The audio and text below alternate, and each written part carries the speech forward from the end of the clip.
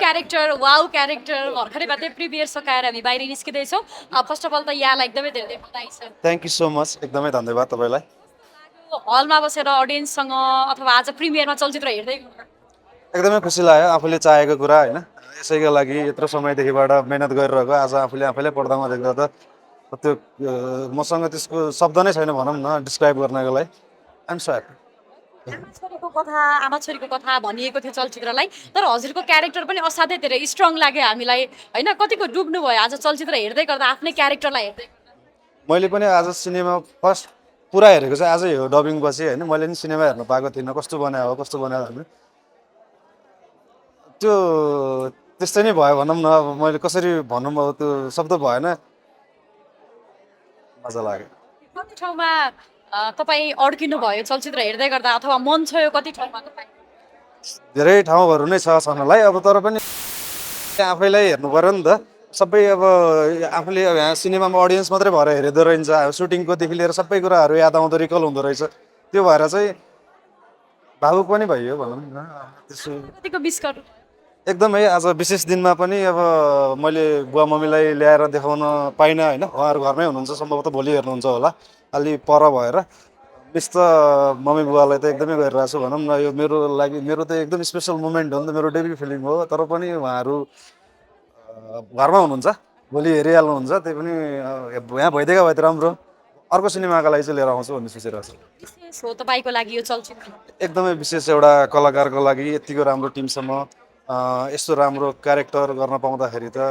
एकदमै विशेष हो मेरो लागि होइन अब लाली बजार मैले कहिले पनि एक त मेरो डेब्यु पनि भइहाल्यो कहिले पनि बिर्सिन नसक्ने एउटा मुभीमा चाहिँ लाली बजारले पहिलो स्थान लियो थिएटरमा धेरै दर्शकहरूले प्रत्यक्ष रूपमा हेरिराख्नु भएको होइन तपाईँको लास्ट टाइमको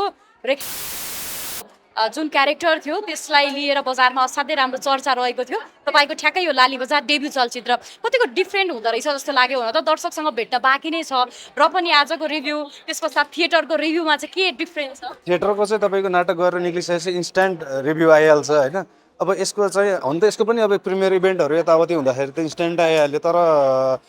यसको अलिक टाइम लाग्ने भनौँ अब भोलि अडियन्सहरूसँग पुग्नु पऱ्यो कहाँ कहाँ जान्छ अडियन्सहरूले के नजरबाट हेर्नुहुन्छ होइन के मन पर्ला के मन नपर्ला त्यो छुट्टै हुन्छ तर थिएटरमा चाहिँ जस्ट गरेर निक्लिने बित्तिकै राम्रो राम्रो नराम्रो नराम्रो त्यो त चलचित्रलाई चाहिँ अदालतले नै स्टे अर्डर दिएर केही समय चाहिँ रोकेको पनि थियो तपाईँहरूको योभन्दा पहिलाको हप्ता नै रिलिज हुनुपर्ने चलचित्र होइन एक हप्ता पछाडि नै पोस्टपोन भयो के भन्नुहुन्छ अब आज फाइनल्ली प्रिमियर भएको छ भोलिबाट तपाईँहरूको चलचित्र लाग्दैछ हलमा कतिपय दर्शकहरूलाई त अझ थाहा पनि छैन अब के भन्छु भने चाहिँ अब हाम्रो सिनेमा चाहिँ 18 गते रिलिज हुने कुरा थियो तर अब यो विभिन्न मुद्दा मामिलाहरूले गर्दाखेरि चाहिँ भोलिबाट हुँदैछ आजको दिनसम्म चाहिँ यो प्रिमियरको इभेन्ट हुनुभन्दा अगाडिसम्म चाहिँ लाली बजार हामीहरूको थियो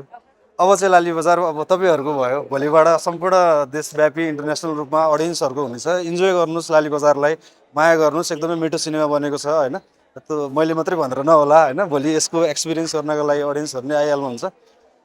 सिनेमा हेरिदिनुहोस् माया गरिदिनुहोस् यही नै भन्छु थोरै ड्रेसअपको पनि कुराकानी गर्न चाहेँ मैले यो